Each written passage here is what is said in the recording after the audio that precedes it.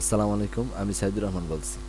আমি আজকে আপনাদের সামনে যে টিউটোরিয়ালটি নিয়ে এসেছি সেটার বিষয় হচ্ছে যে আপনারা জানতে পারবেন সেটা হলো যে আমরা যারা সৌদি আরব যেতে চাচ্ছি, বর্তমানে সৌদি আরব সরকার ভিসা ওপেন করেছে।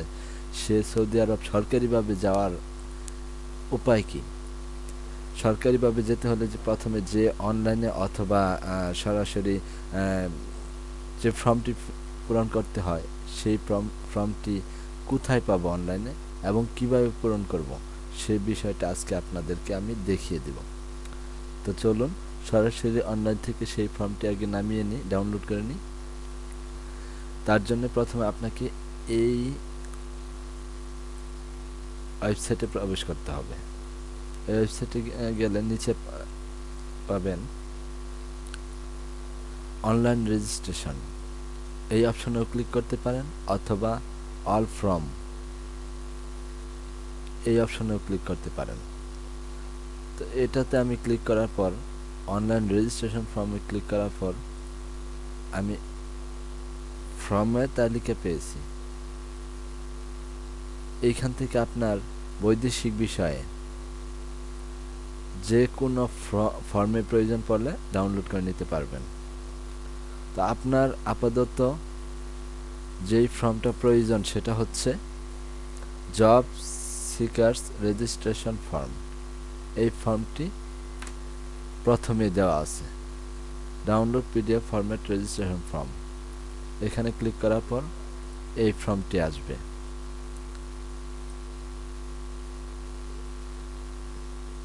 এই ফর্মটি অবশ্যই তারাই চিনবেন যারা কিছুদিন পূর্বে সৌদি আরব যাওয়ার জন্য সরকারিভাবে টাকা জমা দিয়ে এই ফর্মটা ফিল আপ করেছিল এবং ব্যাংকে প্রচুর ভিড় ছিল। যাই হোক, অনেক ঝামেলা হয়েছিল। তো সেই ফর্মটা আপনাদেরকে অনলাইনে আমরা ঘরে বসেই ওই ঝামেলাবিহীনভাবে কীভাবে কাজ করতে পারি সেটা আমরা দেখিয়ে দেব। এই ফর্মটা এখানে আসার পর ডাউনলোড করে নেবেন। আমি ডাউনলোড করে নিয়েছি। তো এখন এই ফর্ম পূরণ করব আমরা। এটা কিভাবে পূরণ করতে হয় তা দেখব। প্রথমেই ঠান্ডা মাথায় ধারাবাহিকভাবে আপনি কাজ করবেন। এখানে ছবি অ্যাটাচ করতে হবে 4 কপি,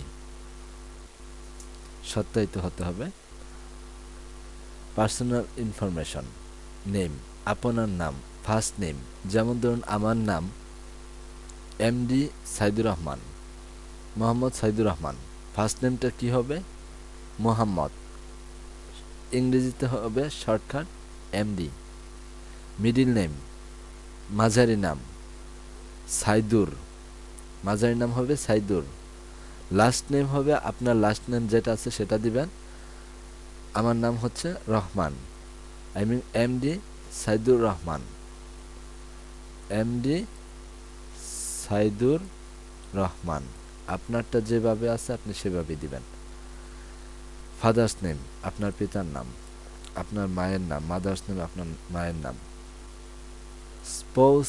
স্পাউস নেম, আপনার পত্নীর নাম, পুত্রের নাম, আপনার national ID number, birth country, কোন দেশে জন্মেছেন, বাংলাদেশে, বার্থ ডিস্ট্রিক্ট, কোন জেলাতে, ন্যাশনালিটি, জাতীয়তা কি, বাংলাদেশি, রিলিজিয়ন, আপনার ধর্ম কি, ইসলাম, হিন্দু, বৌদ্ধ, খ্রিস্টান, যাই হোক সেটাই দিবেন। বার্থডে, আপনার ন্যাশনাল আইডি কার্ডের জন্ম তারিখ অনুযায়ী এটা দিবেন। আপনার ম্যারিটাল স্ট্যাটাস, আপনি বিবাহিত না অবিবাহিত সেটা এখানে ক্লিক করবেন। সেক্স, আপনি ছেলে না মেয়ে সেটা টিক চিহ্ন দিয়ে দিবেন। ওয়েট, আপনার ওজন কত, এই অপশনে আপনার ওজন কত সেটা দিয়ে দিবেন। আপনার হাইট, এটা হচ্ছে হাইট, আপনার হাইট কত। নাম্বার অফ ডটার, আপনার কন্যা সন্তান কয়টি, যদি থাকে সেটা দিয়ে দিবেন, আর না থাকলে নাই। নাম্বার অফ সন, আপনার পুত্র সন্তান কয়টি সেটা সংখ্যা দিবেন। পাসপোর্ট ইস্যু ডেট, কয় তারিখে আপনি পাসপোর্ট তৈরি করেছিলেন সেই তারিখটা এখানে দিবেন। এটা পাসপোর্ট বইয়ে পাবেন। পাসপোর্ট নাম্বার, আপনার পাসপোর্টের নাম্বার। ডিজার্ট জব, আপনি কি ধরনের চাকরি করতে চান, এখানে আপনার পছন্দের 3টি পেশার নাম বলুন। এই নামটা আমরা কোথায় পাবো, এটা শেষে সর্বশেষ পর্যায়ে দেওয়া আছে। এই যে 1 থেকে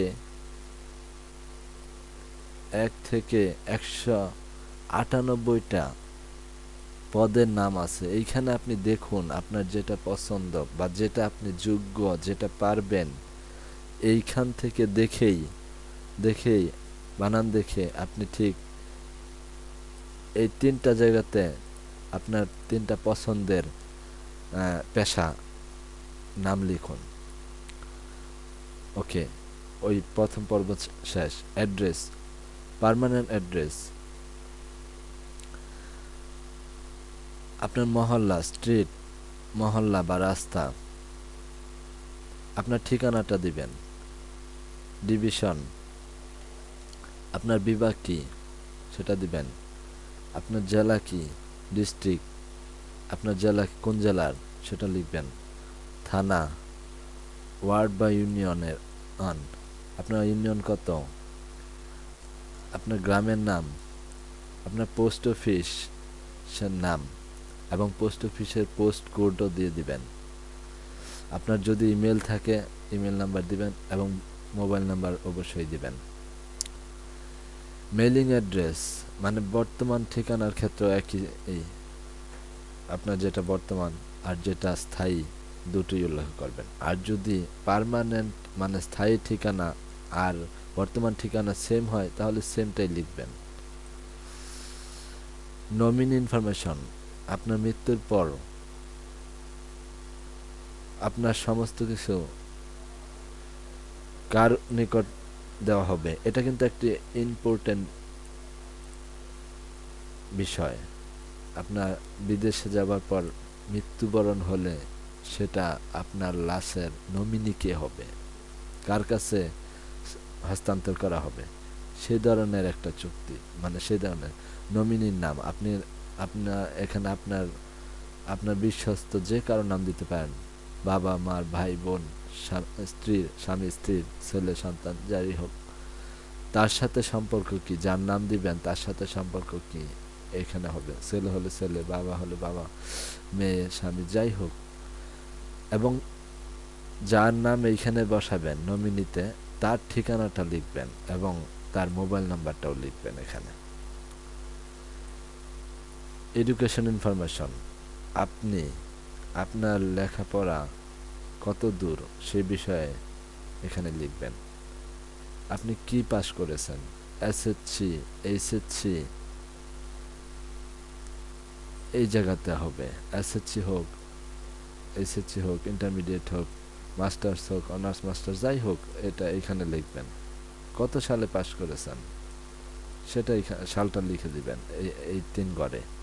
ইনস্টিটিউট অথবা স্কুল, আপনি স্কুল পাস করেছেন, যদি এসএসসি হয় স্কুল, অনার্স হলে বিশ্ববিদ্যালয়, এগুলি লিখবেন। কোন ভার্সিটি থেকে পাস করেছেন সেটার নাম লিখবেন।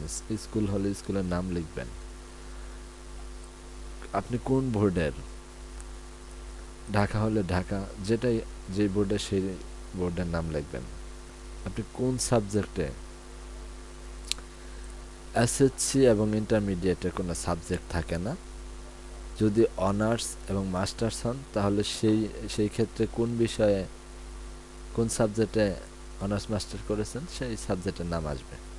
আপনার রেজাল্ট কি, যদি আপনি পুরাতন লোক হয়ে থাকেন তাহলে আপনার ডিভিশন আকারে রেজাল্ট আসবে, আর অন্যথায় এ প্লাস, এ মাইনাস, এ ধরনের, বা জিপিএ পয়েন্টটা উল্লেখ করে দিবেন। এখানে এ প্লাস এইসব কিছু না, এখানে পয়েন্ট উল্লেখ করে দেবেন আপনার রেজাল্টের।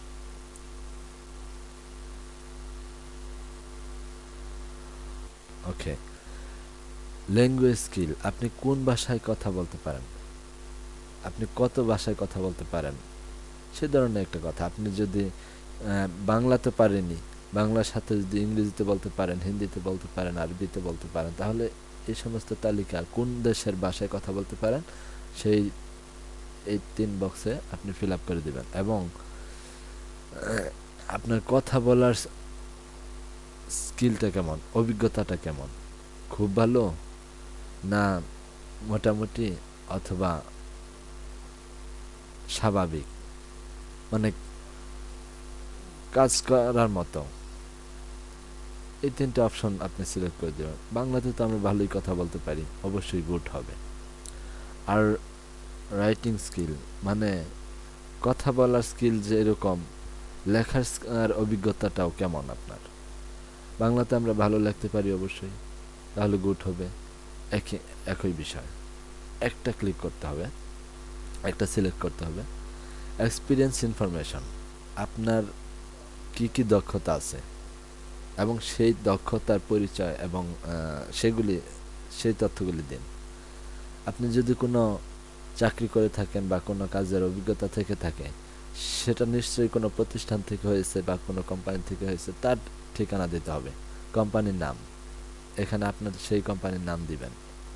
আপনি কি অবস্থায় ছিলেন বা কোন পদে ছিলেন সেটা এখানে দিবেন। এটা সাধারণত এক্সপিরিয়েন্স থাকে না, এইখানে যে সমস্ত পদের লেখা আছে সাধারণত কেউ থাকে না, তবে যদি কেউ থাকে তাহলে সেই তথ্যগুলি দিয়ে দিবেন। আর এখানে কি চাইছে এটা আপনারা বুঝতে পারবেন, ঠিকানা দিয়ে দিবেন, phone number, email address, achievement এগুলি দিয়ে দিবেন।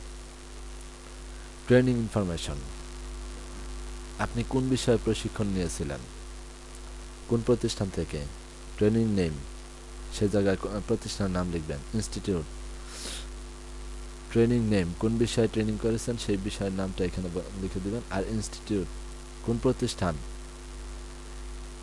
সেই প্রতিষ্ঠানের নাম লিখে দিবেন। কত বছর বা কত মাস সেই মেয়াদে ট্রেনিং করেছিলেন, এই জায়গায় সেটা বসিয়ে দিবেন। ডিসক্রিপশন, সেই বিষয়ে আপনার কিছু বর্ণনা দিতে পারেন সেই কাজ সম্পর্কে, আপনার কিছু বক্তব্য লিখতে পারেন।